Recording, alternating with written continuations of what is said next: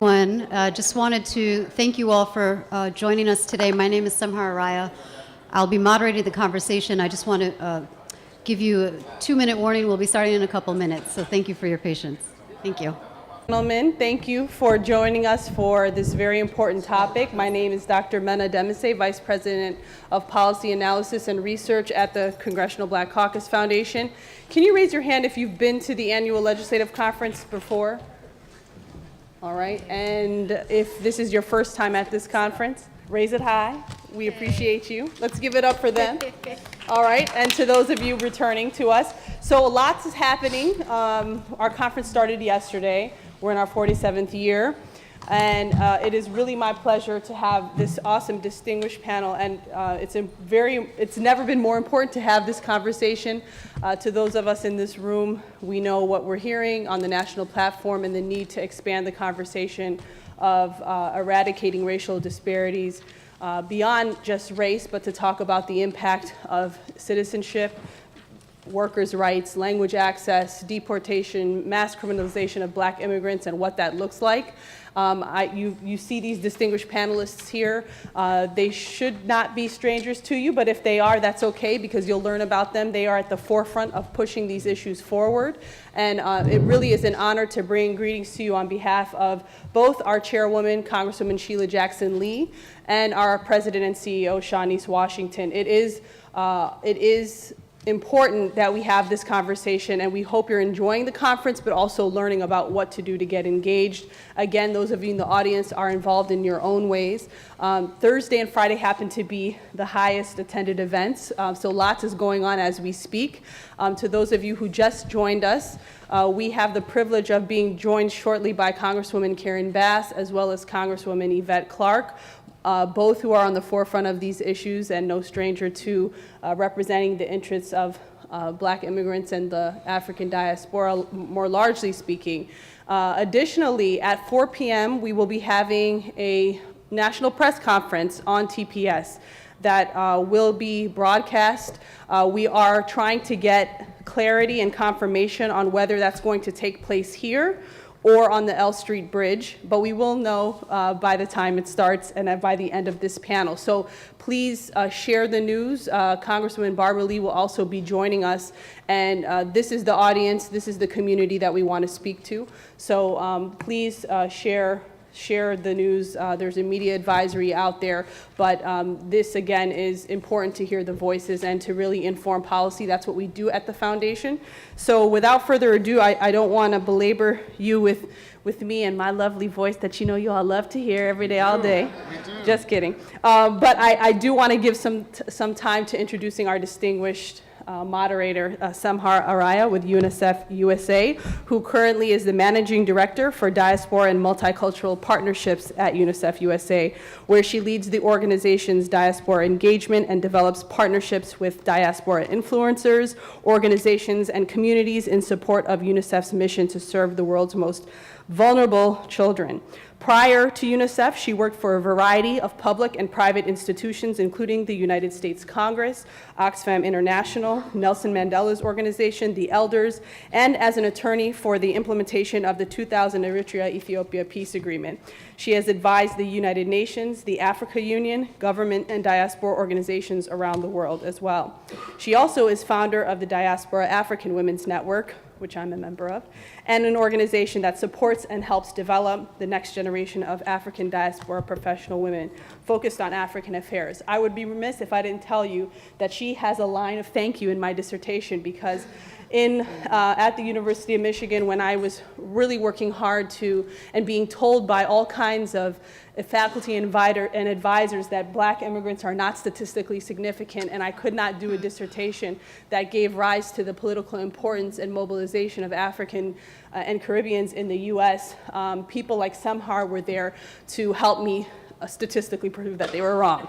And so because of her and because of the love we have for our communities, I greatly thank her for who she is as a person, not just who she is as a leader, but who she is as a person behind the scenes when no one is looking, in order to do what we need to do to voice these concerns. So she's a sister and a friend and a colleague, and she will introduce you to our other fellow distinguished panelists who are equally, legendary in their own right. So without further ado, please put your hands together for Samhar Araya. Thank you for that very kind, overly kind introduction. I've had the good fortune of knowing and working with MENA for years, and to see this Congressional Black Caucus Foundation led by someone like her is truly inspiring on the public policy side, on the research side, and on reminding everyone that this country is the land of immigrants, the land of migrants, and indigenous people who, not all of them came voluntarily, and yet we look now at our country as one. We need to hear what the needs are of Black immigrant communities across the country. We're here to talk about the issues affecting Black immigrant communities in the current context, but also looking at it from a space of where we go from here and what empowerment means for many of our communities. This is a very difficult time for many Americans, but especially the marginalized, the underrepresented, communities of color, immigrant communities, and this couldn't be more true for Black immigrant communities. I want to say from the outset that our focus today is not just on the here and now, which I know every panelist will get into, but it's also about what do we do and how do we move forward, because this is not new. Challenges that have been affecting our communities have existed for decades, if not centuries, and we have to learn from each other of how we've stood up, how we've organized, and how we've moved forward. So I am deeply honored to be a part of this conversation.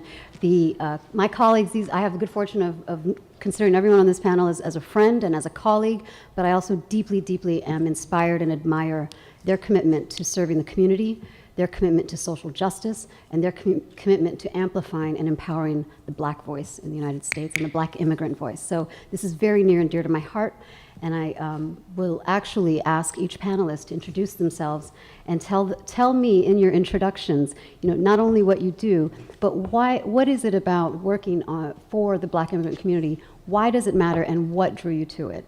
I'll begin with my friend, Amaha. Thank you to my sisters, Semhar and Menna. It's an honor to be with you. My name is Amaha Kasa. I'm the founder and executive director of African Communities Together. We are an organization for immigrants from Africa and their families in New York and here in Washington, D.C. I want to recognize our Washington team members who are in the audience, our legal program director, Hiwot, and our community organizer, Cassis Walalin. So they are our local presence when I'm in New York, and hope to connect with many of you today. So why do I do what I do? So I think my story begins as an immigrant, as an asylum seeker. I was born in Ethiopia shortly before the fall of Haile Selassie, and the Derg regime killed much of my family, including my father, and I came to the U.S., like many immigrants do, seeking safety, seeking freedom, seeking a better life for me and my family. And every day, as the director of an organization that works with immigrants not just from Ethiopia, but from Nigeria, from Senegal, from Sierra Leone, from Liberia, from all over the continent, I see that story day in and day out, and I see not only the difficulties and the challenges and the struggle, but I see members of our community making something out of nothing, making a life out of very little. And I think the other thing that always inspires me is that, I think this is true of the Black diaspora generally, it doesn't matter how little we have, we still share. We still reach out to our kin by blood and our chosen kin and lift other people up, even though we're maybe not much higher than they are. So I think in that spirit, I'm grateful for the privileges that I've had, and it feels like in some ways continuing to do this work is the least that I can do. Thank you for that. Mamadou. Hi, good afternoon. My name is Mamadou Samba. I am the Executive Director of the Mayor's Office on African Affairs. I was appointed by the Mayor in 2015 to lead this office, and the office that I lead is the only office on African affairs in the entire United States. We find right here in Washington, D.C., and I'm here with my team, Deputy Director Soraya, who just joined my team about a month ago from from Cote d'Ivoire. And I'm also here with Ali Kaba, who handles language access, which is a critical part of what the office does. And so the office serves about 18,000 African immigrants, and it is our responsibility to make sure that Africans who live in Washington get access to all of the information and resources and opportunities that are available for any other resident. And what inspires me is no different from what my colleague just mentioned. It's my immigrant experience. Like many of us, I came to the United States at a very young age, went to high school right down the street, Bell Multicultural High School. Didn't speak a word of English, didn't understand what people were talking about, and had to just navigate and go through the process. And eventually I found myself in college, slept on a floor that is as hard as where everybody's standing on today, struggling to buy books, gone days, sometimes without any food in my stomach, especially after fasting during the month of Ramadan, and sometimes picking up pennies off the floor to be able to afford a 15-cent cheeseburger on Wednesdays. And so when I got lucky enough and also worked very hard enough to get to where I am, I see myself, especially when people come and tell me something, I wish when I was in college there was an office in African Affairs. And I wish there was a MENA during that time to help us get the resource that we needed. So that's what inspires me, and I'm sure that's no different from any one of us here. So I look forward to the conversation and learning more about each other. Thank you. Thank you, Mamadou. Opal? Well, good afternoon, and just thank you for organizing this. Thank you, Mena. Thank you, Samar. Thank you to Congresswoman Bass and Yvette Clarke, who will join us later. I just feel really grateful and really present to the moment that we are living in, and just present to all of you who are here, who chose to be in this room at this moment in our history for this very important conversation. So thank each and every one of you for being here. My name is Opal Tameti. I am the Executive Director for the Black Alliance for Just Immigration, or BAJI, as we're also known. I am also a co-founder of Black Lives Matter, the network. But I'm here to speak today about BAJI, right, and our work at the intersections of racial justice and immigrant rights. We are first and foremost a human rights organization. We work at the grassroots. We are in cities across the country, so headquarters in New York and Brooklyn, but we have offices in DC, Atlanta, Los Angeles, Oakland, Boston, and now Miami. And I have some of my colleagues who are with me here today, right over here. We have Tadios, Lavette, and Nana, our policy manager, who's based here in DC. So just want to lift them up because this really takes a team. The work that we do is really about community building and really about the leadership of all of us. At BAJI, we are committed to doing both education work, advocacy work, as well as collaboration. And so what that means is we believe that we have to educate ourselves. We have to be the ones to tell our own stories. We are the ones to share the information and the data that we need. You know, as Samar was sharing earlier, Mena was sharing earlier, some of the data on our communities is so scant. And so we've taken it upon ourselves to create resources and do the research alongside different communities and institutions like the New York University. And you'll see on the table over there this report, the State of Black Immigrants report. You can also download it on stateofblackimmigrants.com. It's the largest report on Black immigrants, and we encourage you to download it and look up the information there. So we believe in education, but we also believe in advocacy, because information without action is useless, right? If we aren't moving on the information, if we're not moving on what is happening in our communities and the knowledge that we have, we're doing it in vanity, and we miss out. And so Baja believes in action. And then lastly, our other core strategy is collaboration, developing kinships, developing strategies that bridge our communities, Black immigrants from the Caribbean, Africa, different parts of the Americas, refugees, and African Americans, understanding that our stories and our destinies are so much so intertwined, and that we can't do this work without each other. And so we collaborate with each other, we build community, we organize what is now known as the Black Immigration Network, which is a national network of over 50 other Black-led organizations and programs who are also committed to racial justice and immigrant rights. They engage with us on campaigns, on trainings, on capacity building initiatives, and we're just so grateful for the collaboration and the leadership that we've seen from this body. And just, lastly, a little bit about me, because I know you mentioned that. I'm the daughter of Nigerian immigrants. I was born and raised in Phoenix, Arizona, and so I come to this work because I came of age in what is known as kind of like a ground zero for the anti-immigrant agenda. Many of you might have been hearing recently that President Trump pardoned Joe Arpaio, our sheriff of 20 plus years, and this is the sheriff that I grew up with.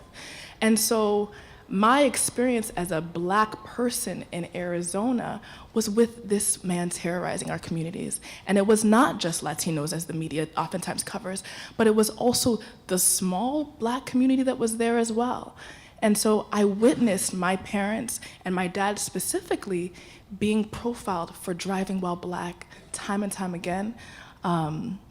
So much so that he actually got rid of our family car because it was causing too much terror and trauma to our family.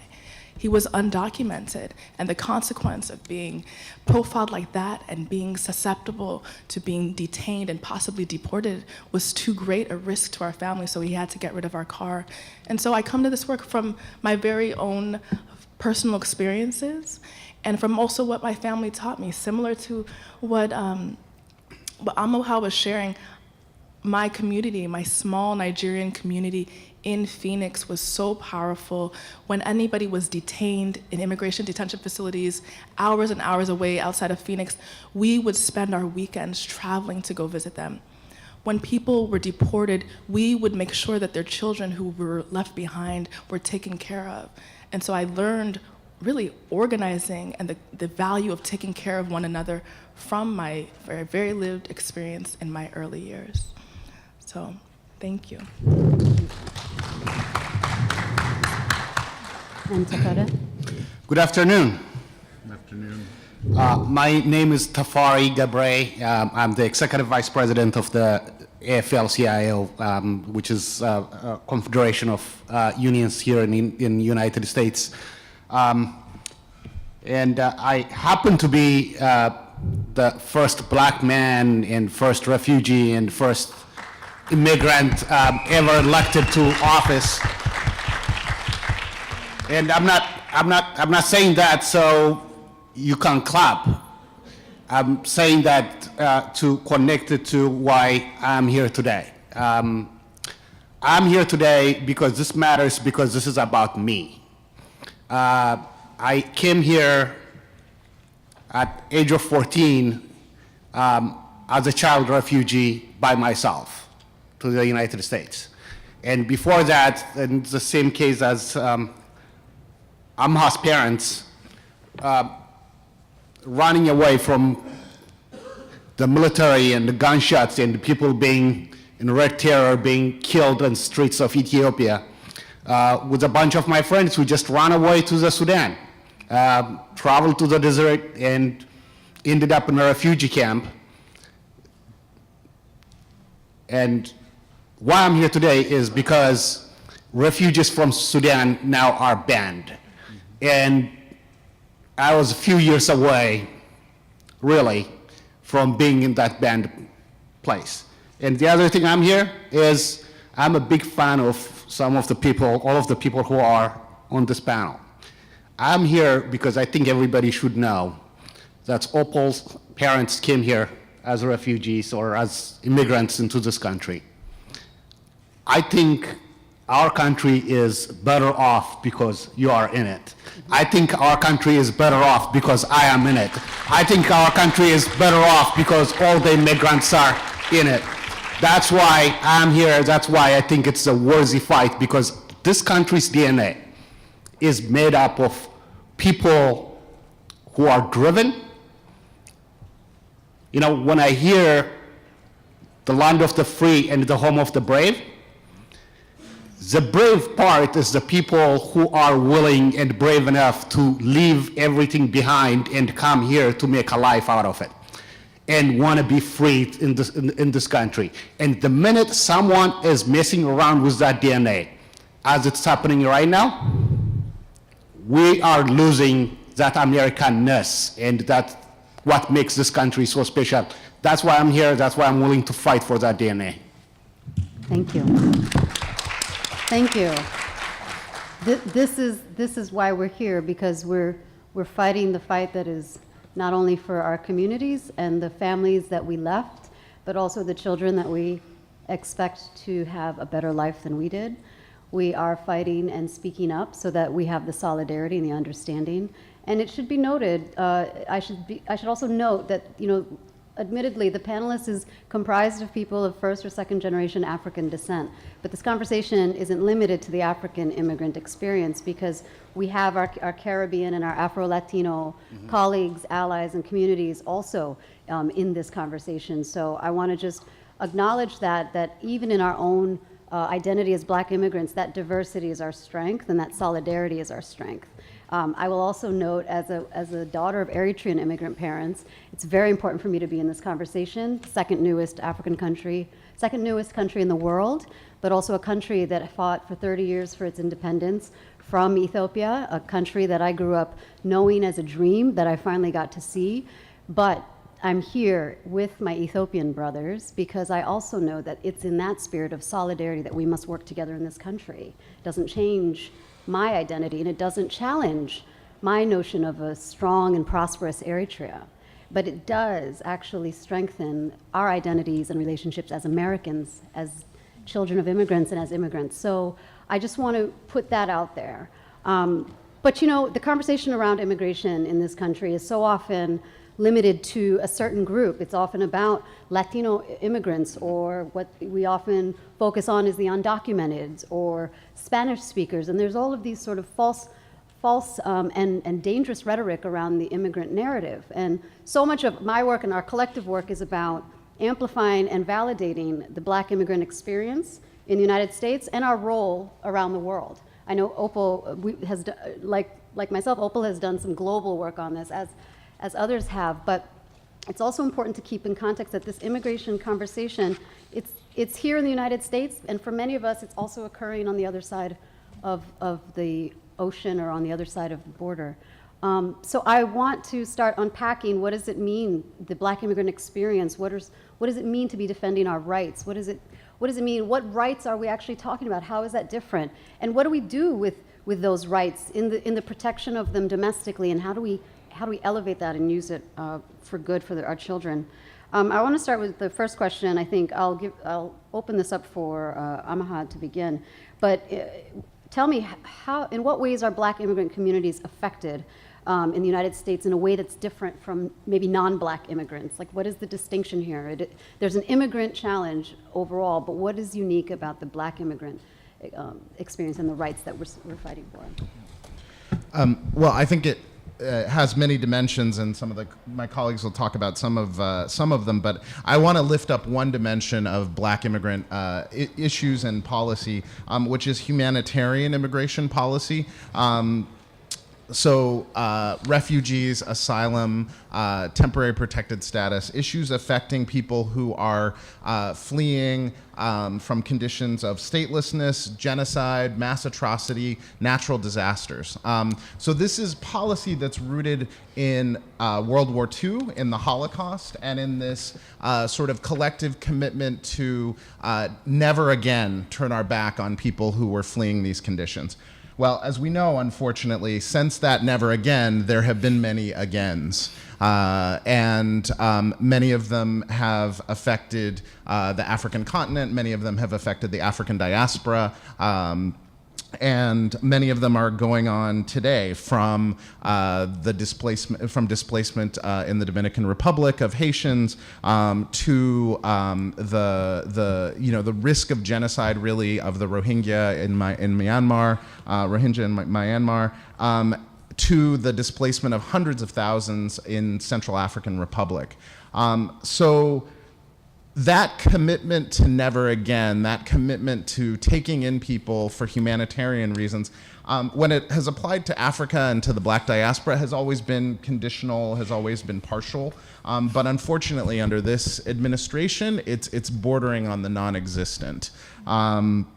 So just to lift up a couple of aspects of humanitarian immigration policy and how they specifically affect Africans and the African diaspora. The Muslim ban, for example, was talked about often, and I think most people imagined this as a policy primarily affecting the Middle East, South Asia, North Africa. But the countries of the Muslim ban include Somalia, Sudan, and Libya. And the policy of cutting off visas for those countries profoundly affects people who might be seeking asylum from repressive conditions at home. There's another lesser-known visa ban that is taking place as we speak, and I think maybe Opal might speak to this as well.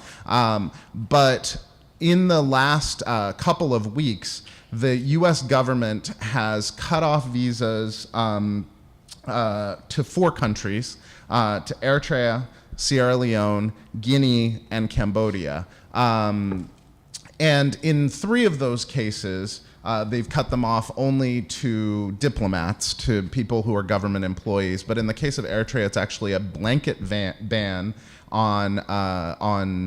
on visitors, on any visitor visas, as well as student visas and so forth. And the stated reason is that these countries are refusing to accept deportees, to accept people being returned. And the countries are raising real issues, saying, some of these people, don't have identity documents. We have reasons, but essentially, these 4 countries are not sort of the worst offenders, but they are the most vulnerable. There are 3 small African countries and a small Asian country that are being strong-armed by the State Department and by Homeland Security. And again, when you have many people seeking asylum from some of these countries, and arriving on visitor visas, this is a policy that may be a death sentence for some people. The refugee ban, similarly, it was, if people were associated a country with it, maybe they were thinking of Syria. But 25% of Africans enter the U.S. as refugees, as resettled refugees. And 40%, well, in 2016, actually, one half of all resettled refugees came from Africa. Over time, it's been maybe more like 40%. But so when we talk about the refugee ban, it is in large measure an Africa ban. And I think that that's important for us to lift up. 2 more things briefly. Congresswoman Clarke has been a phenomenal leader on the issue of TPS, temporary protected status, which is a short-term relief for immigrants affected by humanitarian conditions, and it has already the ending of the program, which unfortunately actually happened under Jay Johnson and the Obama administration, for Guinea, Liberia, and Sierra Leone, has made 4,000 of our African brothers and sisters undocumented, and we are looking at 50,000 Haitians, 200,000 Hondurans, many of whom are Afro-Latino, the Garifuna community. illegally, losing their status, losing their ability to work legally in this country. The very last thing that I'll say as a dimension of why immigration policy really affects Africans and the African diaspora is asylum. A lesser known executive order by Trump threatens to gut due process for people who are applying for asylum. It says we're going to keep people in immigration detention while they are, even if they've passed their initial determination of asylum, they're going to remain in detention. We're going to tighten up on people applying for asylum. And let me tell you, as an organization serving African immigrants in New York and DC, every day we see asylum applicants from the African continent. Some who cross the U.S.-Mexico border. Much more often, people who come, who fly in and they're detained when they come here and they say that we're seeking asylum. Whether that's a transgendered Nigerian sister who's fleeing repression in Nigeria, whether that's a sister escaping from female genital mutilation from Senegal, whether it's a religious activist who has gone head to head with Boko Haram in Cameroon and the state can't provide him protection. Those are some of the people who are going to be affected by the gutting of asylum. So Black voices need to be heard on immigration, and not just on one set of immigration issues, but these humanitarian issues need to speak to the dimensions of Black immigrant experience and need to have Black leadership.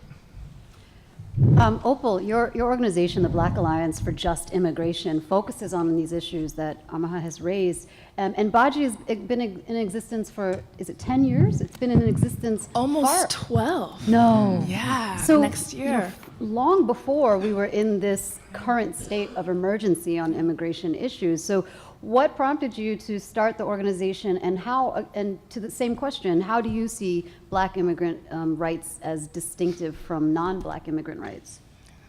So just to clarify, I wasn't one of the co-founders of Baji, but it was founded by an African American and a Black immigrant from South Africa, two Methodist ministers who came together in the Bay Area and started Baji because they witnessed in their community, in the rallies around immigration and so on, that there was a lack of a Black presence, Black voice, and also a lack of an analysis about how the immigration system also impacts Black lives.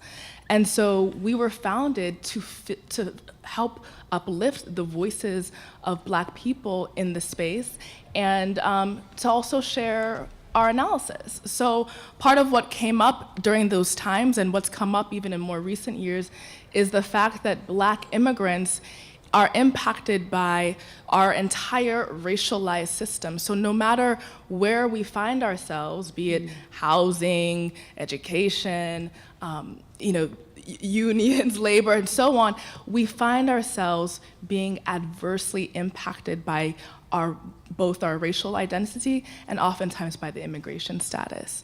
And so much of our work has to do with undoing the harm that is caused by racism in our society, but also by the system of capitalism that continues to devalue our lives and our experience and our contributions. I don't think many people know this, but 1 in 5 Black immigrants live in poverty. 1 in 5 Black immigrants live in poverty, right? That's a lot, right? We have the highest unemployment rate of any immigrant community. Not to interrupt you, but that stat in particular, the unemployment, Black unemployment rate for me is staggering because African immigrants, Black immigrants often are the most highest educated immigrant group that comes to the United States. Regardless of the circumstances of their arrival, they are the ones most likely to have an advanced degree, to have finished high school and have an advanced degree. And so coming to this country to suddenly have your chemistry degree not accredited in this United States or your medical degree, to have to resort to janitorial or unskilled labor, that is the first step for me, which I think is deeply, deeply discomforting because there's such knowledge that we have that we're relegated relegated to unskilled work, which puts us in the poverty. I mean, That's right. this is the underlying truth when you go to the parking booth or you have a taxi driver that is Black immigrant. They've actually gone through so much education and knowledge, and this is something to be proud of, right? But that's not what we see. I don't mean to interject, but No, absolutely. the I think this is beauty of who we dialogue. are. Yeah, this is the beauty of who we are, I think, and recognizing that and calling it out. And Right, honoring and that. despite the high educational attainment due to racism in our society, it will not allow us to get the types of jobs that we are qualified for, to get the types of promotions that we expect. I have many aunts who have been working in nursing, for example, who have their many advanced degrees, their master's in nursing, PhD in nursing, and they'll be on the floor working day in and day out and watch their white people who should be their subordinates be promoted over them time and time again. I have so many Nigerian aunts in Phoenix who tell me those stories day in and day out. And so this is happening. And I think it's important that we understand how racism also informs the immigrant experience. And I think we oftentimes miss that, or it's been for so long divorced and said, and many were saying, no, let's not talk about that. Let's not talk about that. We live in a colorblind society, and race is not anything we should be discussing. So we were formed at a moment where we said, enough of that. We know what we're experiencing. We see what's happening in our lives. We see what's happening in our homes, and we are going to uplift our voices and our experiences. I think the other thing that's really important for us to know is that we are also impacted by the immigration enforcement system. So the ways in which immigration enforcement are oftentimes carried out in our communities is through local policing, in addition to ICE agencies, so Immigration and Customs Enforcement agents. And because Black people are so easily, one, identifiable by our skin, our accents, maybe our clothes, we are easily profiled. And we find that time and time again, we are caught in the immigration detention system in higher numbers. So 1 in 5 people who are deported for criminal charges are Black immigrants from the Caribbean, from Africa, and so on. This is disproportionate to our actual number and presence in this society. So we are maybe 10% of the immigrant population, but we are showing up in exponential numbers. And this is similar to the Black experience period. So when you think of and you hear the stories and the data around African Americans being incarcerated and the high sentencing rates and so on, the same logic is applicable to the immigration enforcement system. And we have our communities take so much pride in our, our education, ourselves, and so on. And there's such a stigma that we are faced with when our aunties, uncles, siblings are detained or even deported. And so we stand against that. We know that our communities deserve justice and that we have a target on our back for a number of reasons, and that we got to affirm and support one another, even those who might have a criminal record, even those who might be sitting in detention centers right now, or our kin that might be deported. Tafeta, to build off that previous point we were just discussing, tell me, how does the intersection of workers' rights and Black immigrants' rights work? What is that for you?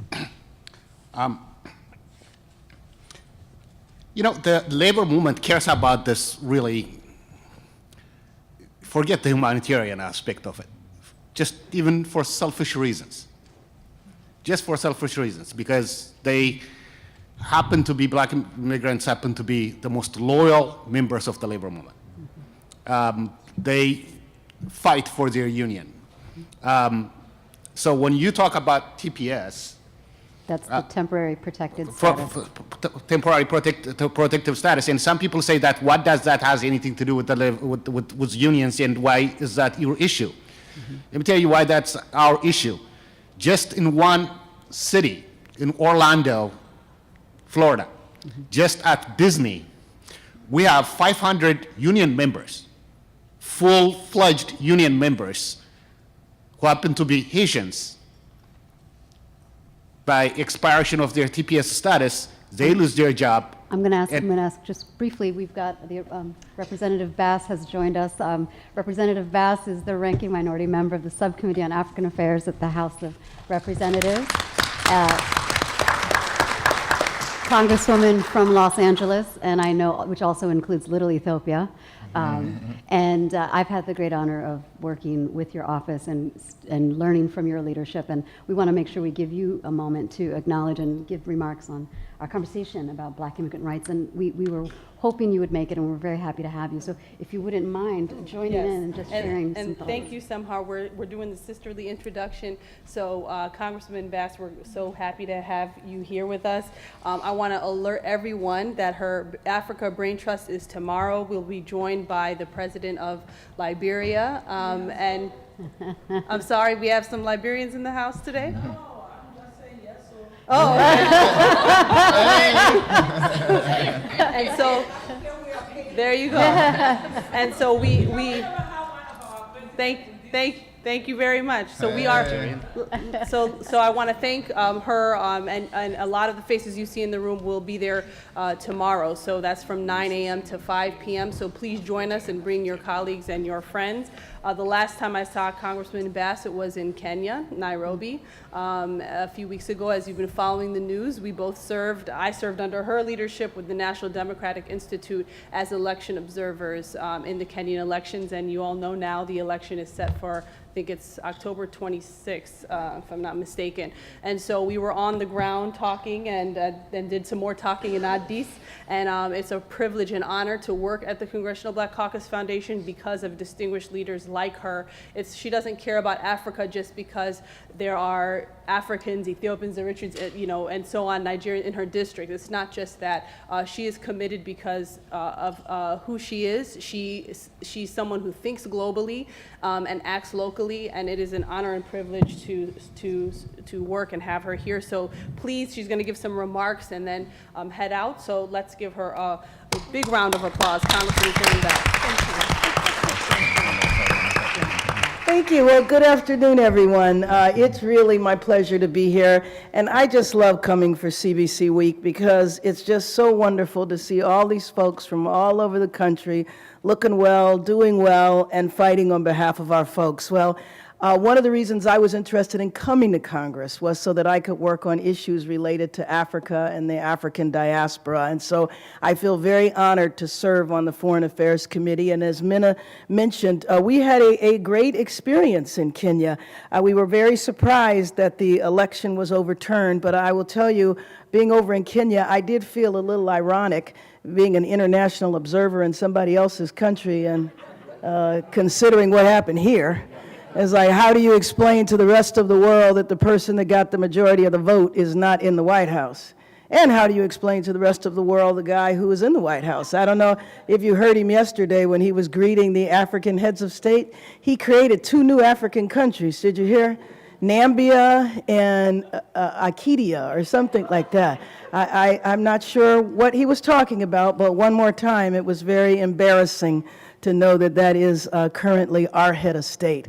But I'm so glad that you're here having this workshop today because it's critically important that we are clear about the diversity when it comes to immigrants in the United States. And when he first came down that escalator and attacked Mexicans the way he did, he was hoping that he was going to be able to divide our folks. And he was hoping that the African American community would rise up in support and take an anti-immigrant position. And I'm very proud of the fact that that did not happen, but there still needs to be a lot of education in our own community about African diaspora, Black immigrants coming from Central America, from Latin America, from the Caribbean. And so when the U.S. government takes an anti-immigrant policy and stance, that impacts all of us. And sometimes the immigration raids and the policies that are being put forward, it's not realized that it's impacting Black people as well. And so I think it's really important. And you should know within the Congressional Black Caucus, we are clear. And the 3 caucuses, the Latino caucus, the Asian caucus, and the Black caucus have all come together on the issue of DACA and also on TPS and recognize that the temporary protective status of the African diaspora, Caribbean diaspora needs to be extended. I did see that the TPS was extended for South Sudan and Sudan recently. However, we need to have the TPS status extended for Haiti and other countries as well. And so making sure that we lift up this issue in our own community is critical, and the work that you're doing here today and any policy suggestions that you have, please bring them back to us. I know, Minna, you will do that because there might be opportunities for us to introduce legislation or have resolutions or send letters to the administration or do other things that maybe we're not thinking of. So know that we want to work on your behalf, and we will look for your guidance and your leadership to tell us how we should move forward. I do welcome and hope that you will attend the Brain Trust tomorrow. It will be exciting to see President Johnson Sirleaf as she's in her last few weeks of the presidency, and we certainly wish Liberia a successful and a peaceful election and transition of power. But she has done an amazing job, and so please join us tomorrow. At the end of the Brain Trust, we will be having a reception, and everyone is welcome. Thank you so much. I just want to also highlight, panel 3 is on the role of diasporas in supporting African nations.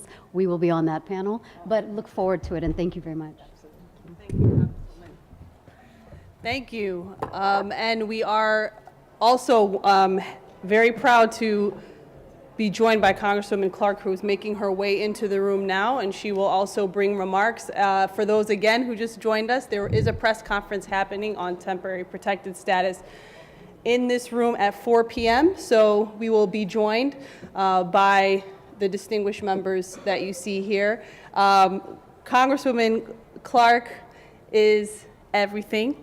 And I'm gonna, and I say that I'm gonna read her bio, but I'll tell you a little bit more about her as well. She is, and you all know her, so let's give her a hand just because of who she is. A Brooklyn native, proud of her Jamaican heritage, attended the New York City Public Schools, graduated from my alma mater, Oberlin College, and was a recipient of the prestigious APAM Sloan Fellowship in Public Policy and Policy Analysis. She succeeded her pioneering mother, who has joined her several times at ALC if you've been with us in the past, and was a former city council member, Dr. Una S.T. Clarke, making them the first mother-daughter succession in the history of the city council. Congresswoman Clarke serves on the Energy and Commerce Committee, the Committee on Small Business, and the Ethics Committee. She's someone who is proudly and dedicated and committed to serving the interests of Black immigrants and the larger African diaspora. It has been an honor as well over close to 10 years of working on behalf of the Congressional Black Caucus Foundation to push these issues forward.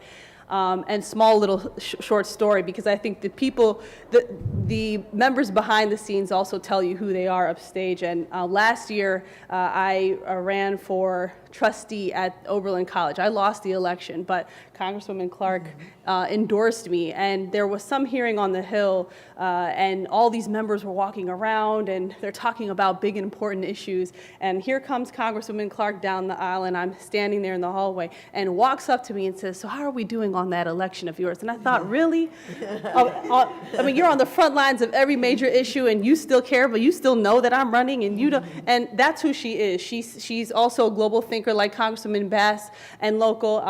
She's led by a great team, but I really appreciate who you are as a person and your leadership, and thank you for supporting the interests and speaking out for our community. So without further ado, Congresswoman Clarke.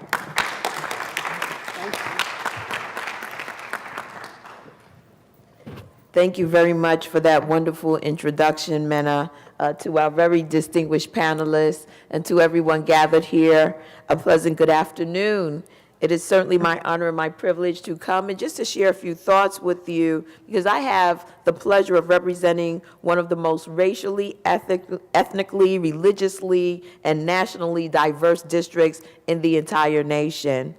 Central Brooklyn, which is where I was born and raised. I'm what I call one of the rare native New Yorkers, has immigrants from across the world.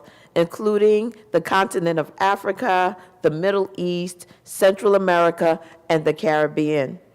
In fact, my own parents came from the island nation, the beautiful island nation of Jamaica. And my own mother was the first Caribbean-born and foreign-born woman to serve in the New York City Council.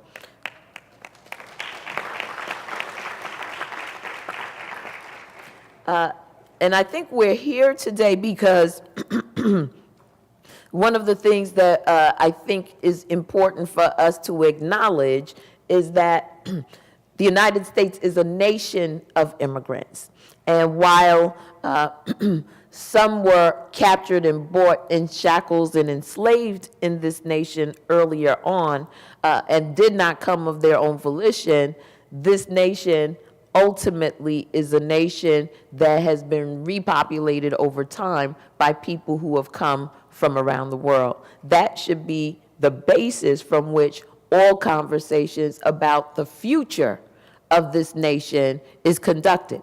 Because when we get to the point in our country where some folks take ownership of it and others don't, we find ourselves in a bad place, a place where we have a person in the office who can marginalize, who can divide, who can conquer, and who can subordinate others within the nation. So I wanted to set that as a platform.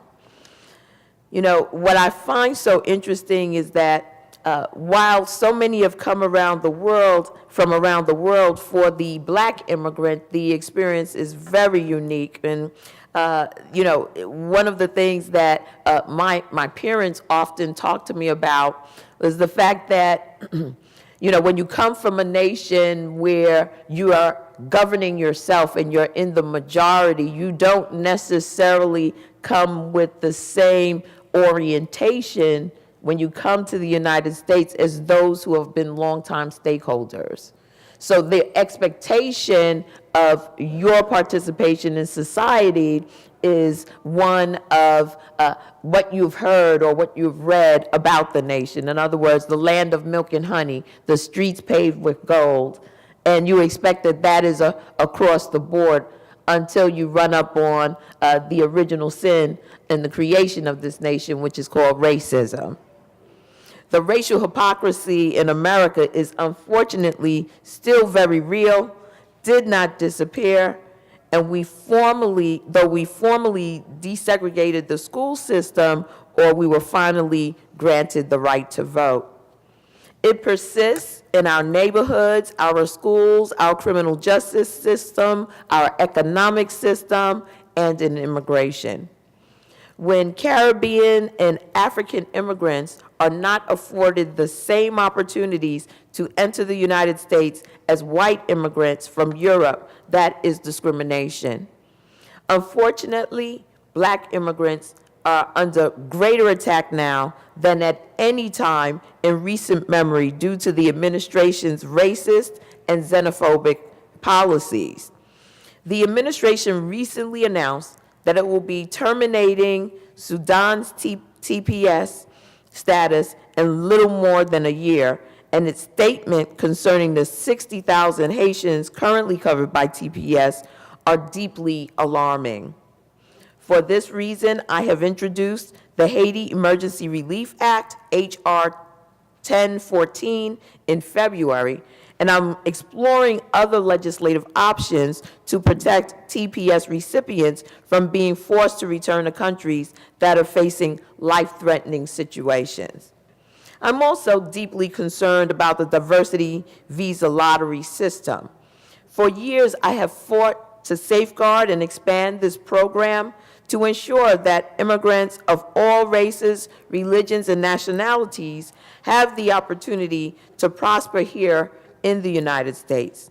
Well, unfortunately, legislation such as the RAISE Act would end the diversity visa lottery program. Such legislation is antithetical to our nation's values and a direct assault on human decency. I stand committed to fight against it, will work with my colleagues to protect diversity within our immigration system, particularly as in this crucial time. Let me say something. I think that it's important that we put everything we say in a certain amount of context. So when the 1965 Civil Rights Act was passed in the United States, people rarely take note of the Nationalization Immigration Act that was passed at the same time. And it was in 1965 that the United States recognized the need to have diversity in the United States of America, opening up the doors to people of African descent, people of Latino descent, people of Asian descent coming to the United States of America. So there was a confluence of activity in the United States during that period that we refer to as the Civil Rights era. That was only 50 years ago. So what we have been facing with this administration and with the people who have supported this administration is backlash. Backlash to all that has sort of liberated this nation from its original sin. And we are in the midst of a protracted struggle. So what I would say to everyone in this room is that it is critical right now that we are emphatic about our desires to seeing this nation continue to grow in its diversity, in its inclusion, and that we are here to stay at the end of the day. So what I do in my district is I remind people, I have a lot of folks who will have resident status. And I tell them, they've been living here 20 years now. And I'm saying to them, you ain't going back home. It is not happening. You are working, you are raising your family. There was a time, particularly in my parents' generation, everybody, oh, I'm just going to the U.S. and I'm going to work a while and come back home. My parents have lived many more years in the United States than they have ever lived in Jamaica. As a matter of fact, when they left Jamaica, the Queen was still running things. So the nation that they would return to is not even a nation that they would know. They too are dreamers. And that's what I share with seriously. We are all dreamers. We are products of dreamers. These are individuals who took it upon themselves and said, you know what, I want to go to this nation, leave what was familiar to me, and build a new way of life. And we've all made those sacrifices. Some have had to come as refugees. Some have been fleeing persecution. But you know what? There are a whole lot of other countries on the planet. They didn't have to come to the United States, and it was something that made them come here, that made us come here. And so when in that recognition, I think that we have to take ownership. We have to take ownership of our hyphenated status and know that we are just as worthy of being hyphenated Americans as Italian Americans, as Irish Americans, as everyone else who have come to make the United States their home. So I want to just let you know that quickly on the Dreamers, I've been sort of watching the debate, and I think it's really important that we stand up and that we make our preferences known as Black immigrants. So many of our young people are in that number, but you would think that only Latino children will benefit, Latino young people will benefit. We have to stand up and we have to make our voice known as well, because here's the challenge. Whenever you're driving and you're Black, no one is asking you your immigration status, all right? So at the end of the day, you're just as likely to be stopped and arrested just while driving, being Black, as you are as an identifiable immigrant who someone wants to deport. As a matter of fact, your status will be challenged far quickly because of your racial identity in this nation. So we've got a lot of work to do in this space in unifying, in making our preferences known, and in making sure that the folks on Capitol Hill know that we mean business. Because here's another piece that I want to share with you. When my mother was elected to the New York City Council, people thought, and this was in 1991, this is not that long ago, people thought that it was going to be impossible. It was an insurmountable task. And you know why? They said, those immigrants don't vote. Those immigrants don't vote. They're here taking, but they don't give.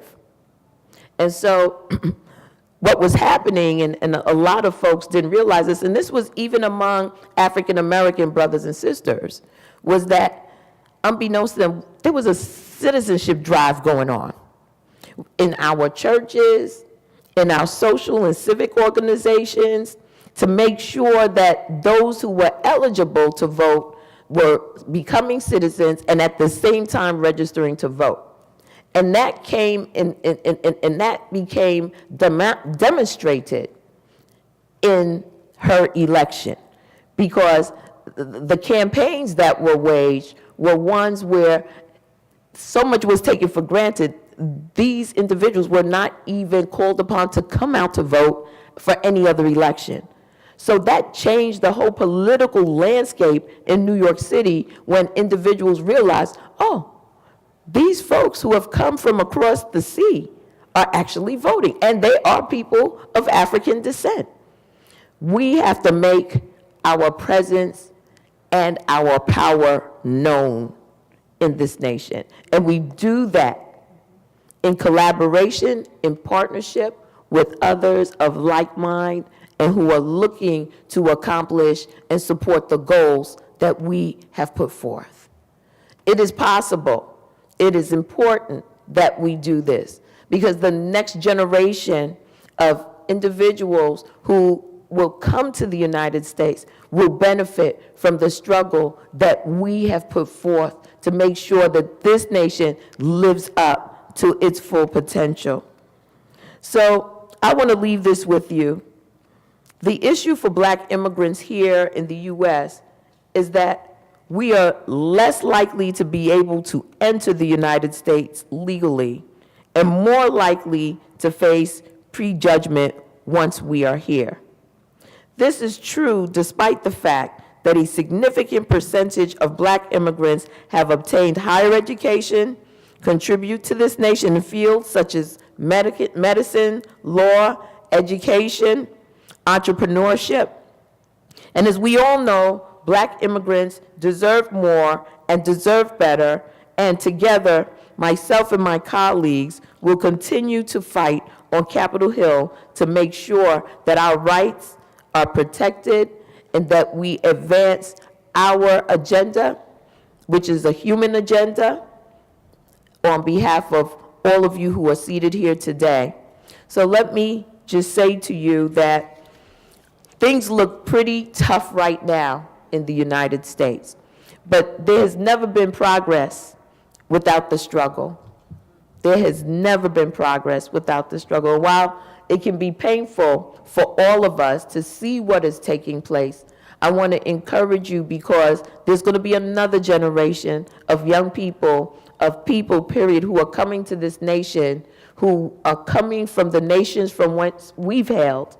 And we want to be able to make sure that as they make their way to the United States, as they grow and develop their families and their generations begin to be a part of the fabric of this nation, that we can say that we made the breakthrough in the 21st century. That after all was said and done, our presence made a huge difference. And today, our nation is shaped because we were here, we engaged in a struggle, and ultimately we prevailed. So thank you all very much for having me, and enjoy the rest of the day.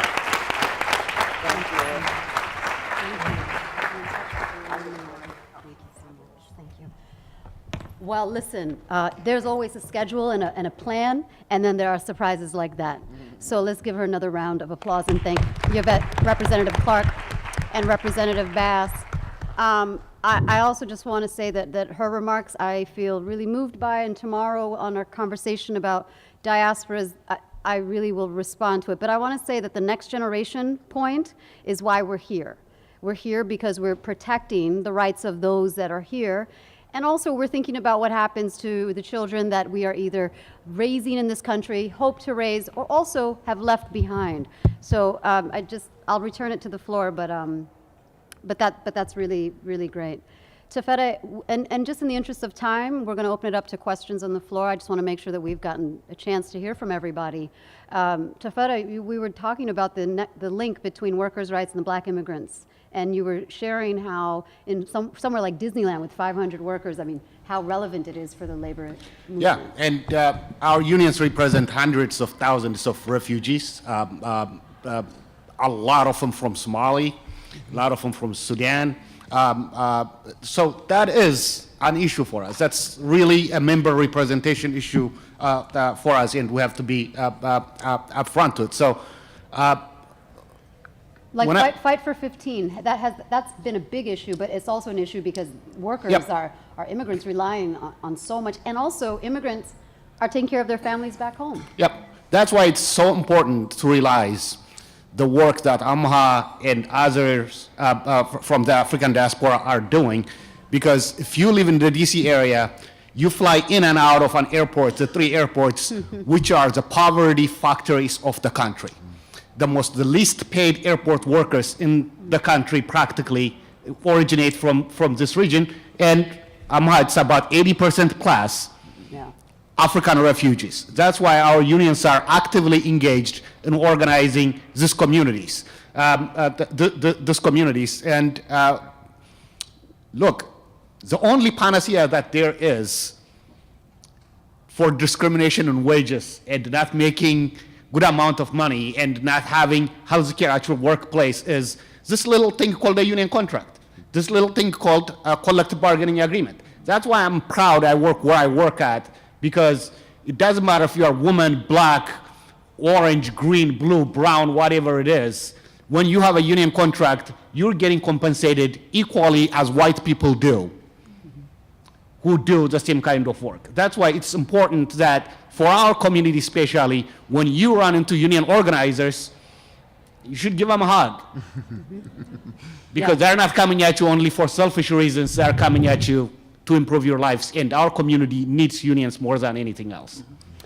DC is one of these incredible cities of dichotomies. I was going to say hypocrisy, but dichotomies, because we've got this airport example, and then we've got the first mayor's office on African affairs. Yep. And so in 2 very wildly different spectrums, there are issues that are affecting our communities, and we're organizing, or at least we have resources to go to.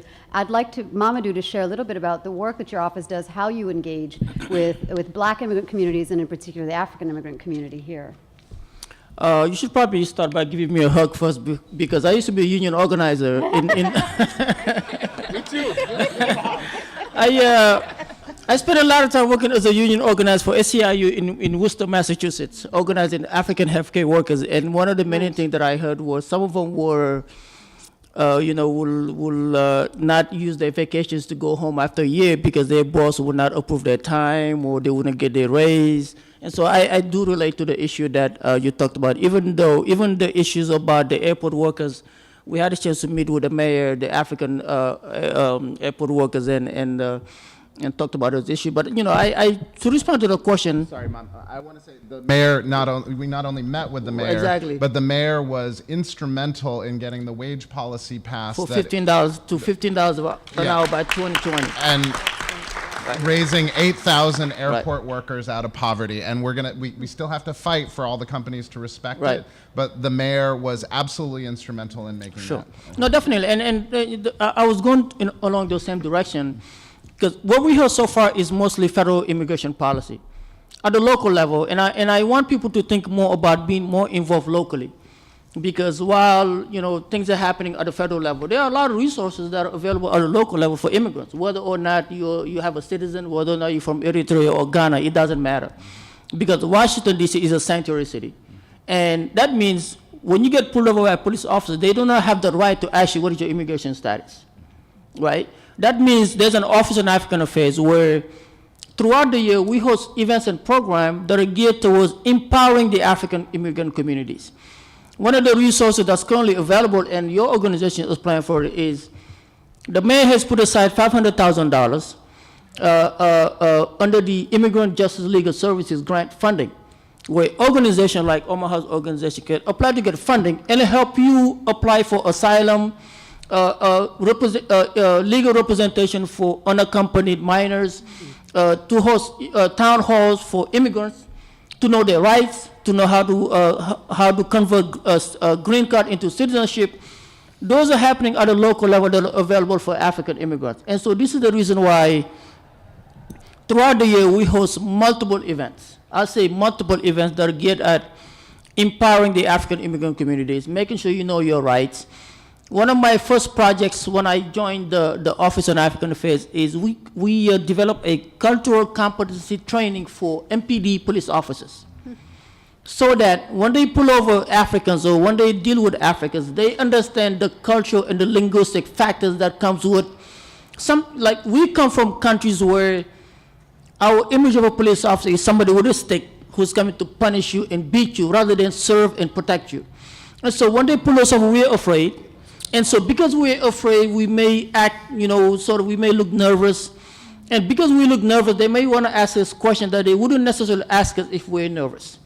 And this is the reason why the cultural competency training is not only available for all MPD officers, but we went along and developed partnership with the Metropolitan Police Department, and we started by going with them in African immigrant communities in DC, doing outreach. And that led to now the police department has established an African liaison unit in Washington, D.C. These are African police officers. Yesterday we had one lady from Uganda who's a police officer, came in the office, and so now we have an established police officer that work with the African community, and we go to these events, we do outreach with them, and so these are Ghanaians, Nigerians, and Cameroonians, because we understand it is easier where you can relate to your own officers from the continent. And so we try to do these events, this program, to make sure that immigrants know their rights, you know what the information is, and you also have access to the information, because we talked about immigrant rights, but at the local level, we're not immigrants and not immigrants, we're residents. And being a resident, you pay your taxes whether you're from Ghana or from Chicago. And so we have to understand what this means, because a lot of the things that was mentioned by the Congresswoman, the question is, what are we going to do about it? Because we have African immigrants that are here, they don't testify, they don't protest, they don't write a letter. Nobody knows they're here. And they come in and complain why the resources aren't coming in our community. And one last point, going back to 2012, and this is a reason why I appreciate somebody like Mena, because we got together and we looked at the amount of money that's going to other immigrant communities. And I don't have anything against my Latino brothers, because they help me a lot in my job. But we looked at how much grant funding is going to the other communities, and the African community didn't have any grant funding at all. And so Mena and I and others took the lead. We went and advocated, they testified. I happened to write a report at the time, the very first African report in DC, going back to 1960, detailing all of the challenges, all of the contributions of African immigrants that we put on the table. And because of that effort, today my office has about $135,000 that we give to nonprofit organizations that in many ways makes my job easier, and we need you to be involved in that conversation and the advocacy. Thank you. That's great. Fantastic. Just in the interest of time, I think I'd like to open it up to the floor and have some questions. We're going to start a line here. Is there another mic, or is this the only one? Okay, just that one. Great. If we could just line up, I will try my best to make sure our questions are addressed. And if I have to be the moderator that has to manage the time, I will do that. So no offense in advance, but everyone's time is precious. Gentleman in front, please introduce yourself and your question. Brother is preferable, but thank you very much anyway. Thank you. Because I think we are almost among brothers and sisters, even though we use the terminology that you use. I still thank you. My name is Professor Oduno Tariq. I would like to invite your attention to the Alien Sedition Act of 1791, which most of you are familiar with. passed in 1798 under John Adams, extended to Thomas Jefferson. But what I really want to do is to ask of you to study Prince Hall and how they worked against the Alien Sedition Act, how Benjamin Banneker worked against the Alien Sedition Act, how even Phyllis Wheatley wrote a poem dealing with the Alien Sedition Act. And the reason why I would like for this to be unpacked, because a lot of times we talk about who John Adams is and who's Thomas Jefferson, rather than seeing who are the African descendants, or they actually call themselves Africans, because they were not that far removed from what we know of. Because what happens, unless we know how the fight has been specifically done, we will not have the specific plans to where we are today. So I would just like to invite your attention, because the students that I work with, we invite their attention for consideration of the earliest Alien Sedition Act and what it stood for then.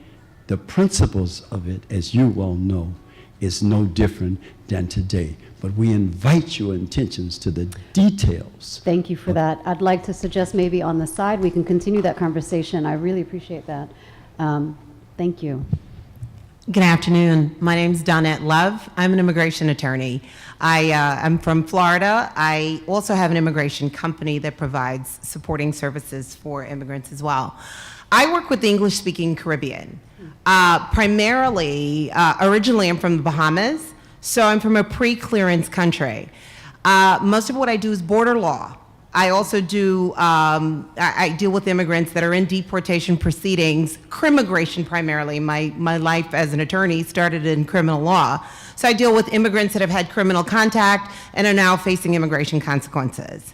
So that's a lot, and I happen to do a lot of that. So I help people that are in the United States try to stay in the United States. I help people that got deported try to get back to the United States. What I've noticed in pre-clearance countries, in particularly the Bahamas, which is where a large base of my clients are from, is that with a pre-clearance country, you clear immigration and customs in that country before you get to the United States. Mm-hmm. So the officer makes a decision whether you're going to get into the United States in the first before you even leave the country. The benefit of allowing the United States to come in like that is that any national from that country gets to travel to the United States without the need for a visa if your last stop is the United States. So how that's supposed to work is that the United States get to use to screen other people entering the United States as to determine whether or not they're eligible to enter the United States in that country, and then that country in turn, for allowing the United States to be there, lets their nationals get in without having to go to the Department of State and apply for a visa. What I'm seeing at the borders is, well, the thing that disrupts that is if they have a criminal violation or an immigration violation. So if they do have either one of those, then they have to get a visa. They no longer get the benefit of that negotiated treaty between the United States and that country. What I'm seeing now is that at the border, there are a lot of people that are getting immigration violations that are not substantive violations, trivial violations, to force them to have to go and get a visa.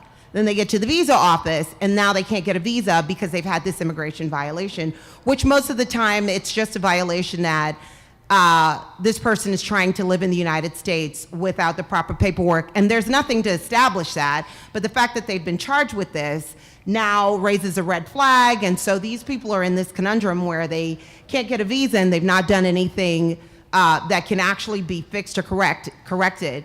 I've been seeing a trend of this and get worse over the last 10 years, and I'm stuck because I'm really the only attorney that does work down there on the magnitude that I do, and I don't know how to help these people. Like, I can see this happening, and I can see the problem growing where these officers are using their power to stop immigrants that all look like me.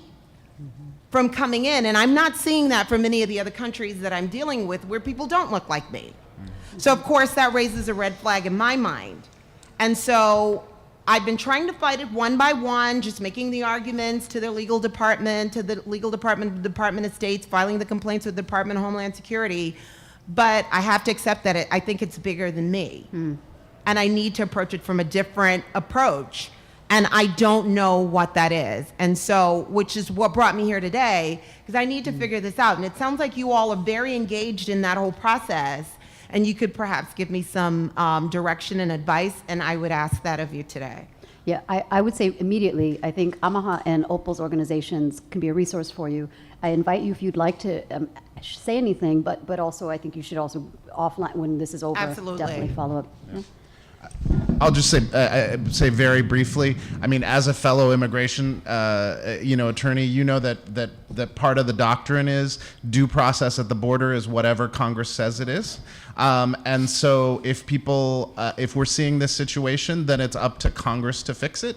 And I would say, if we can be, in a brotherly, sisterly way, supportive. Obviously, our main focus is on African continent, and then Congresswoman Clarke, as you've heard, has been a tremendous leader on all immigration issues, on Black immigration issues, but she's also a fantastic leader for the Caribbean.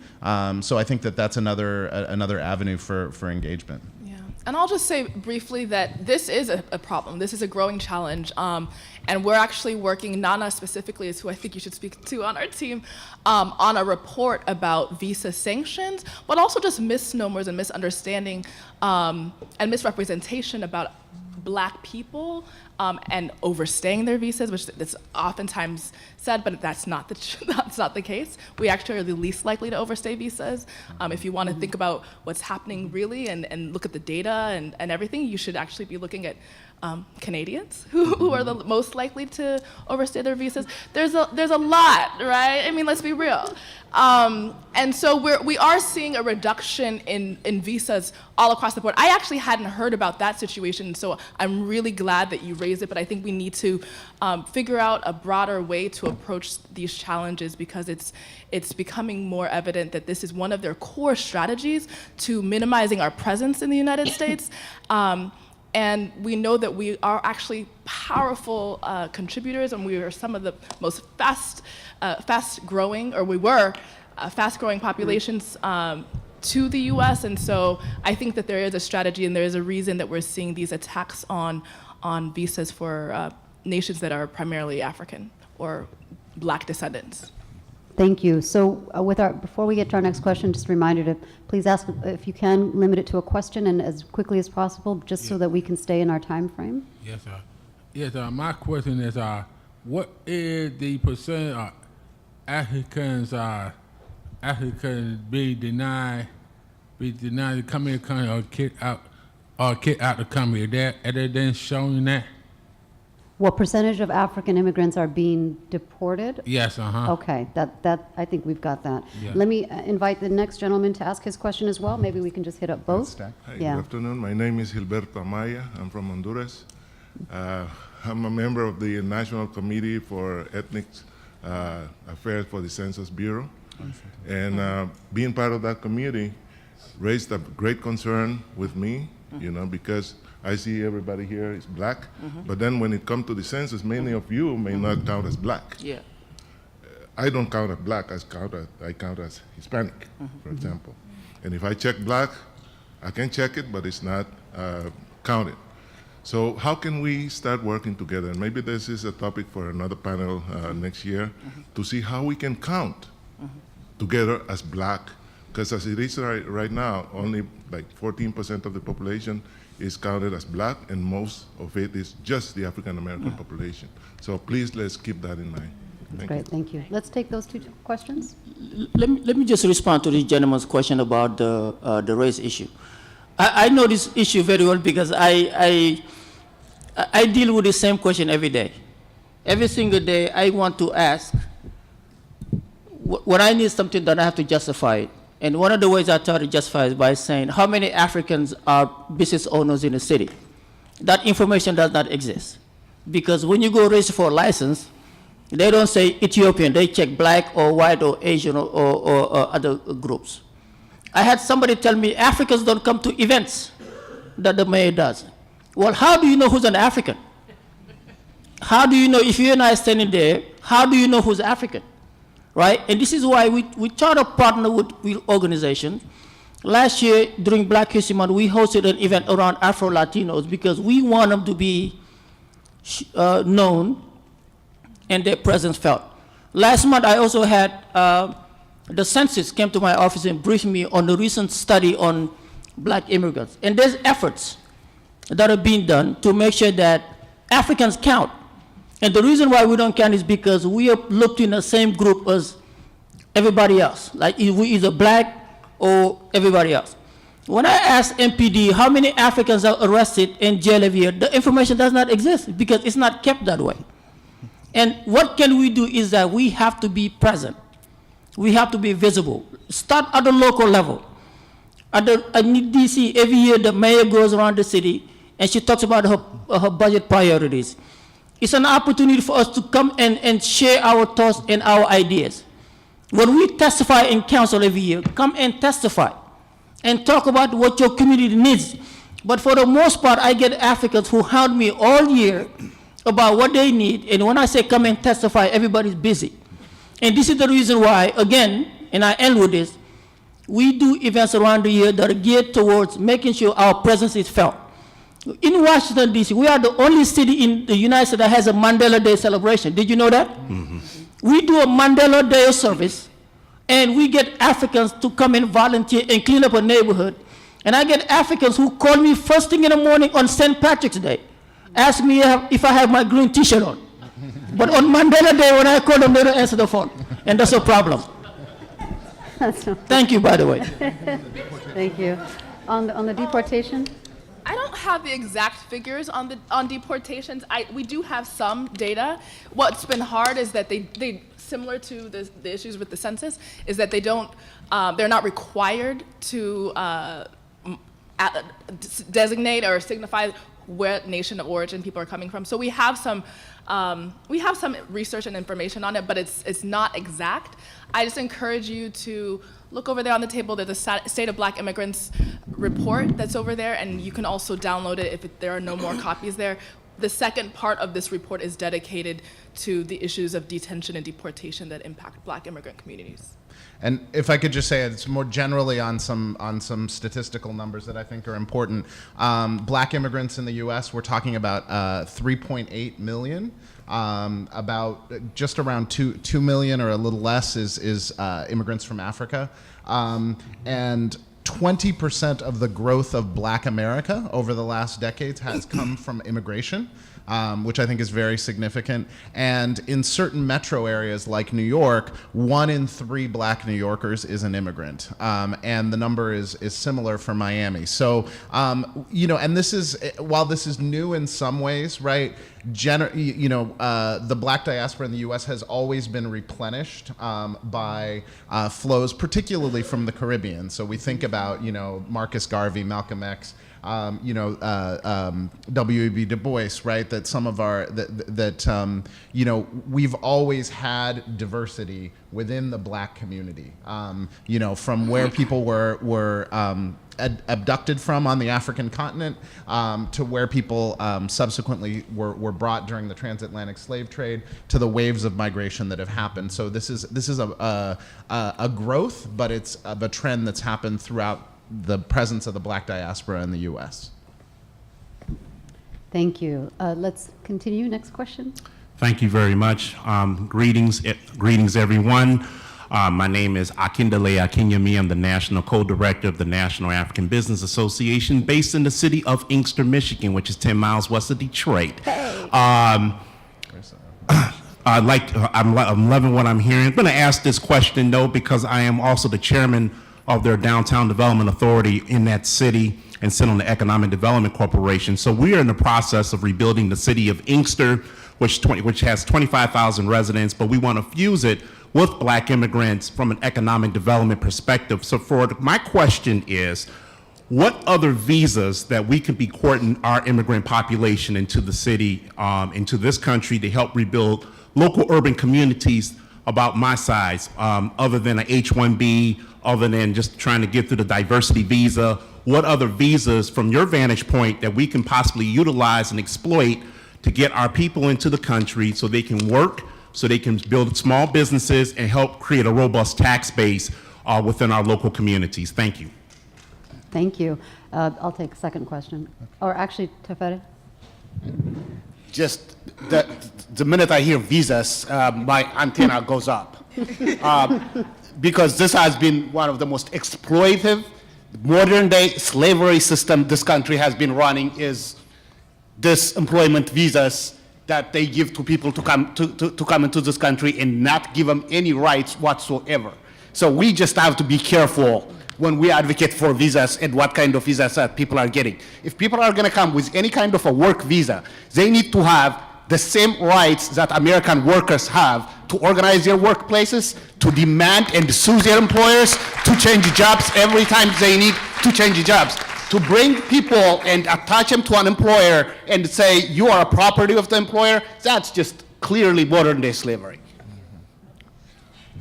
That's right. Anyone else? I think I feel strongly about I love that. That's so good. That's great. Thank you, please. Good afternoon, everyone. My name is Lola Shobowale Harris. I'm from Nigeria. Hey. You guys are taking over this country. Hey, and you know what? That is one of the biggest things, because there is nowhere in the world, and I know this for a fact, nowhere in the world, up to Siberia, that you will not find a Nigerian. Real talk. Nigerians, we do not know color, unfortunately. We are not raised with color, so when we come to another country, Nigerians live in KKK country, and they would say hi to you. They don't know the difference. But my question, I love what you guys do. I really, really appreciate all of you. But I hear a lot of Washington, D.C. and New York and Chicago. I come from and live in Philadelphia, South Jersey area. Do you have any information on immigrant organizations in that area? And if not, and then my second question is, how can we get involved to help to bring our people together? I migrated on a student visa over, a long time ago. Well, close to about 35 years ago, and came in through the system it was a lot easier at that time. And I got married, and I'm a US citizen now. But how can we help? What can we do as a person, like the Congresswoman said, who has been a benefit of this system? We have enjoyed it, and we would like to be able to help others. How can we help? What can we do with our people? How do we mobilize them? The ones who are permanent residents who need to become US citizens. I had a family member, my own sister, oh, I hope she doesn't hear this, who was a permanent resident close to almost 25 years. You know, when you take away that power from yourself, you're paying taxes, you're doing everything, but you don't have a right to vote. Your taxes is just pretty much you throwing away money, because you don't have a right to tell them what to do with your money or who does it with. So how can we help so that we can be able to make sure that the generations behind us have the opportunities that we have? Thank you. You have taken my question that I wanted to end with, and I'm going to ask that we use that as part of our closing, because I think all of us have ideas of what you can all do. So we're definitely going to answer that. I want to make sure the other questions are also addressed. Thank you so much. Hello, my name is Lara Abiona. I am Nigerian American, and I'm a young professional in the area. So I want to ask, I want to talk about one population of concern to me within the Black immigrant community, who are the survivors of domestic violence. I believe that survivors of domestic violence may not feel as comfortable reporting to the police, especially if they are undocumented, especially if they are the dependents of the principal visa holders who are their spouses. So I wanted to ask, how do we serve and provide resources for survivors of domestic violence within the Black immigrant community. Love it. Thank you. Wonderful. I think we have some answers for you. Any, Amar, Mamadou? The Office on African Affairs happens to fund, I think it's the Person Center, which works with domestic violence, victims of domestic violence. And there's another organization called Torture Abolition Tasker, Torture Abolition something Tasker. The acronym is Tasker. It's on, I'm sorry? Survivors Committee. Exactly. It's on Harewood Avenue in DC Northeast. And they get grant funding from our organization, from our office. And throughout the year, we also host events with them because we want Africans to know what the resources are. Because one of the issues that we find is there are certain things that are taboo in the African community. So if you're a victim of domestic violence, you get beaten by a husband or by somebody else, instead of going to a cop, you go to the imam or you go to the preacher or you go to a friend, and they hide things under the table because you don't want people to know what your issues are. And we are telling people, come out, come talk to us. This is why when we set up our African liaison unit, we have Africans who you can call who are African, just like you can tell them your issues, and those things would not be shared with anybody.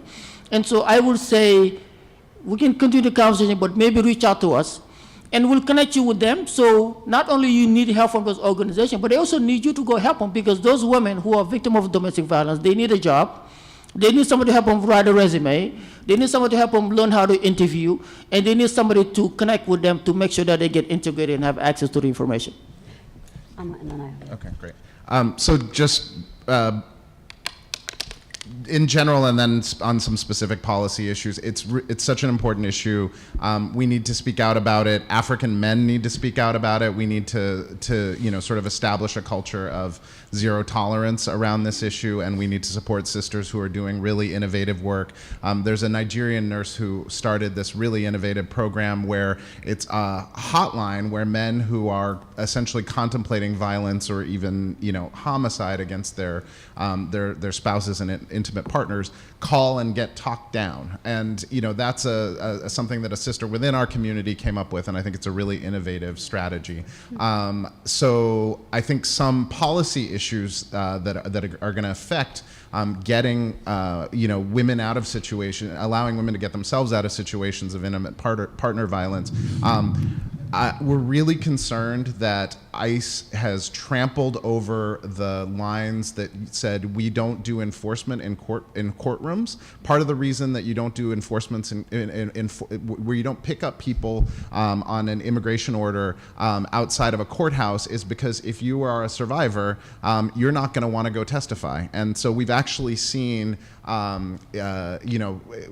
women being less willing to testify against their abusers as a result of ICE, just in Brooklyn the other day, picking up, arresting 2 people outside of the Brooklyn courthouse. So we need to push back on that enforcement practice, and we need to work with local governments in DC and New York and Philly and everywhere against those kinds of practices. I think it's another immigration-related scandal that the T and U visa programs, and particularly the T for survivors of trafficking and the U for survivors of serious crime, have these enormous wait lists where I think one of the other immigration attorneys can tell me if I'm still up to date. I think it's something like a 7-year wait list now to get your green card as a result of applying for the for the U visa program. That's appalling. There shouldn't be a cap on the U visa. As many survivors of serious crime and particularly of domestic violence as want to come forward and testify should be offered the opportunity to adjust their status. So those are a couple of ideas. I have a specific reference for you in the audience. What's your name? Lara Abiona. Lara, okay. Lara, there's an organization that was founded here in Alexandria, Virginia. I worked for a congressman that we provided the seed money for them. It's called the Tahiri Justice Center. And this is actually important for every Black immigrant to know. The Tahiri Justice Center, TAHIRIH.org. I need to do this. They provide pro bono legal services for women who are victims of domestic abuse or brought to this country under false pretenses, which means mail order brides, men who marry a woman and fly her over, then take the passport. The woman doesn't know what to do. The founder and executive director is a very good friend of mine, Laylee Miller Muro. She's white, but she is the woman that did the landmark case that made FGM a basis for asylum status, the woman from Togo. So FGM is now an asylee, it falls under asylum protection because of her work and this organization's work. They're right here, but they also have an office in Houston, for those of you that are not, in the major cities. She has made a specific request to me for many years that they need more African immigrant translators. And she specifically said Eritrean and Ethiopian. We need Tigrinya and Amharic speakers who can speak to women who, to the point of cultural, the culture, don't want to talk to someone outside of their culture. So please consider supporting and working with Tahiri, pro bono legal services for women that are victims of abuse. I just reviewed the proposal from them yesterday on the immigration service that I mentioned, and I think they're a very good organization, so I do agree with what you said. Huge. They need us. I just want to add one more dimension to this. I think we've talked at length, so I don't want to belabor the point. However, I just want to uplift the fact that there are many Black immigrant women who fear, engaging law enforcement, and I think rightfully so. I think we have heard and seen many, many cases and stories where when somebody calls police because of a dispute at their home, both the victim, right, the survivor, as well as the perpetrator, are both arrested, both detained, and both deported. And so I think the risk is real. And I really understand, really intimately actually, because I did work at a domestic violence shelter for many years. That was my kind of first kind of entree into this social justice work. And I heard and saw way too many women and heard stories about survivors who were then themselves in the criminal justice system and then eventually deported. And so I think this to me just reminds me that we do need these networks, these alternate networks to address our issues around safety and security. And we do have to engage in policy work as well. That's absolutely there. But I think in the interim, there has to be a reliance and a calling on our sisters, our brothers, and other kin who can be there for us in other ways, because the threat is real. And I've seen many children left behind as a result of that as well. Okay, so we're running out of time, and unfortunately, we're only going to be able to take one more question so we can deliver closing remarks. And if there's other questions you'd like to ask, we can we'll make ourselves available after, please. Hi, I'm Galila, and my question is twofold. One of them is follow-up to what she just spoke about, and it is the DC mayor's office or any other, or in New York, doing anything to improve the sexual reproductive health of women, immigrant women specifically? And the second one is also their mental health. And I also want to know if any of you know organizations or what we are doing or what your organizations are doing to empower youth and African immigrant youth. So it would be great to know that. Thank you. Not directly. That's because we don't know about them. And it would be easier if we know about the issues, and so we can advocate for it and show how domestic violence is an issue. This is the reason why they got funded for, I think so far they received about $50,000 worth of funding, if I'm not mistaken, since we got the grant. And so we want to know more about those things, and I would encourage you, let's get me in front of them so I can understand the issues, because a lot of the work that I do, which I don't want to do, I spend a lot of time advocating. I should be implementing stuff. We have a commission on African affairs, 15 members that are appointed by the mayor. Those commission members are supposed to hear those issues and bring it to the attention of myself, the office, and the mayor, so we can get money behind it and get resources. We also, every year, we had Mena and Nana sit on our annual Young African Connection Summit. We hold, just like this, we bring Africans come and create a platform where they can talk about leadership, civic engagement, volunteerism. So that's one thing that we do for youth. And earlier I mentioned the annual Mandela Day, where I get about 250 youth come and volunteer for 1 hour. And we love to see you in one of those. The last thing that we do is, I think, one of our most successful program. We are also, I brag about this. We have the only African Diaspora Coding Academy in the United States, where we teach Africans how to code, how to develop mobile application, And last week, we have one of our students, Angela Rich, came to our coding program and was just featured in the Forbes magazine developing an application that teaches financial literacy, downloaded 200,000 times. And Michelle Obama said this is one of the best out there as a result of the training that we did. So be involved, and there's a lot of opportunity that can come as a result. Thank you. I think with Mamadou, thank you for that. With Mamadou's points, that's actually, I think, how we wanted to close this conversation and really think about what can we do and how can we get involved. So I'd like to invite each panelist to share what their call to action or invitation is for how you can get involved and how they can learn more about your organization, either website or Twitter handle, how they can continue to follow your work. Tefere, could we start with you? Yeah. Thank you again for having me here, and but on behalf of the AFL-CIO and organized people in this country, thank you for having us here. But I'm an organizer, and my last thing I'm going to tell you is to organize. So if DACA matters to you, agitate and organize. If TPS matters to you, agitate, organize, and educate, and turn out and vote. If Black Lives Matter matters to you, the only solution for it is to educate, organize, and turn out and vote. So we have to take things on our own hands. And, you know, panels are nice. Sometimes marching is nice. But if we take election day off, and if we take organizing lightly, and we're not talking to people, and we're not empowering people, and we're not telling people that the power is actually in your hands, we're missing the mark. And I don't know about you, I'm sick and tired of actually talking about things. I want to organize, I want to agitate. I hope you join me on the streets. Thank you. Thank you. And Opal? I mean, you took the words out of my mouth. I too am an organizer, right? But I'll say this, or I'll add to the points, and that is we have what is known as the Black Immigration Network, and I'd invite every one of you to join that network. It is a national network, and so regardless of whether or not you have a local organization that is based in your community, in your town, in your city, you can still join as an individual member of this network. What we've been doing in places like Philadelphia is connecting individuals who might not know each other. So we have some librarians in Philly who are meeting on their own and kind of self-organizing, and so what we can do is connect you to other like-minded people who are also trying to transform their neighborhoods and their society. And so I invite everybody to visit blackimmigration.net, and you can join.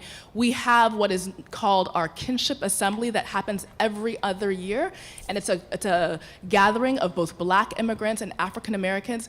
This time it's happening April 28th and 29th.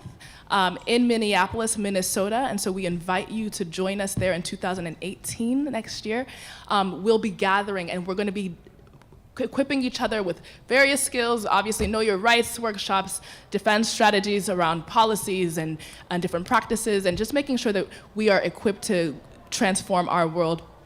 And then I want to just encourage us lastly to get more knowledge about these issues and policies. You can do that by visiting our website, blackalliance.org. We have a number of fact sheets and so on. We have a number of flyers that tell you about different mobilizations that are happening at the local level. And then, of course, we will be here October 10th outside of the Supreme Court when we hear the first oral arguments on the Muslim ban. And so we invite all of you who are local to join the Black Immigration Network. Our DC members will be out there. We're mobilizing, and we're making sure that people know that Black immigrants matter and that our voices are going to be heard and that we won't stand for any Muslim ban ever. So join us. Thank you. Mamadou, I'm going to have to take the examples you shared as resources and ways. Just in the interest of time, we might have some special guests, also more members of Congress who want to give some thoughts. So I just wanted to share one thing. One thing that you can do is a week from today, join us for our African Heritage Month celebration. See my team. We have flyers that we celebrate our biggest event next Thursday. Maybe you can join us there, and then we'll go from there. Thank you. Right. So a couple quick resources. If you're local to the DC area, please connect with our DC team again. Hiwot is our legal director. Cassis Walalen is our community organizer. So please connect with them. If you're anywhere in the country, you can connect with us online. You can either go to our website or, better yet, take your smartphone out right now and text to 347-767-4425. I'll do it again, 347-767-4425. And text the word refuge, REFUGE. Actually, probably any word will work, but that's what we use as a sign-up word. And that will get you on our distribution list so you can learn about upcoming events. For those of you who work with members of Congress who are involved in policy, I think there's some immediate things that we can do supporting Congresswoman Clarke's work on a bill that is going to protect people with temporary protected status that is either expired or been expired or could be expired. And you can do that today by staying for the 4 p.m. press conference. That's the first step, is having a powerful showing. We think that there should also be a hearing on the visa ban of Eritrea, Sierra Leone, Guinea, and Cambodia. We want to reach out to Congresswoman Bass and other people around how can how can Congress perform its oversight function and address the foreign policy implications of cutting these 4 countries off from visas. And then lastly, my own organization, we're going to be actually developing positive legislation to introduce at the federal level around refugees, around asylum, around humanitarian immigration issues. And so please be in touch with us. Please be supportive of that. And those are all ways you can do it. So thank you for wanting to do that. And in the words of Kwame Nkrumah, father of Pan-Africanism, forward ever and backwards never. Thank you. I'm going to take a personal privilege here and also invite you to join our organization, UNICEF USA. We're a moderator in this conversation. We do work around the world to help children have the prosperous lives so that they don't have to leave. And UNICEF USA, we're working with immigrant communities to help children in the countries we either left or the countries we want to support. So I invite you to visit unicefusa.org. I will be your person on anything and everything to help children, including child migrants who are caught in difficult situations, including unaccompanied minors. Our work is in 190 countries. We recognize that the struggle of the immigrant experience in the United States is very real, but I'm thinking about the strength that our immigrant communities have and our commitment to pay it forward to the next generation. So while we fight for our lives here, we know that there's still a lot to do for children who are in a worse situation than we are and who are depending on us abroad, who live in the land of the free. Okay, so together we're all allies in this, and I want to thank you for your time. I want to close it out by reminding you that the 4 p.m. press conference will be here. It would be really good if you want to stay here or mingle. It's important to have the audience and important to support the announcements that will be coming forward.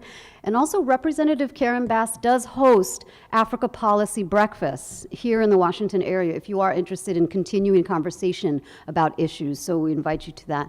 So with that, we thank you so much. It is 3:30 and our time to go. Thank you, everyone, and have a great day.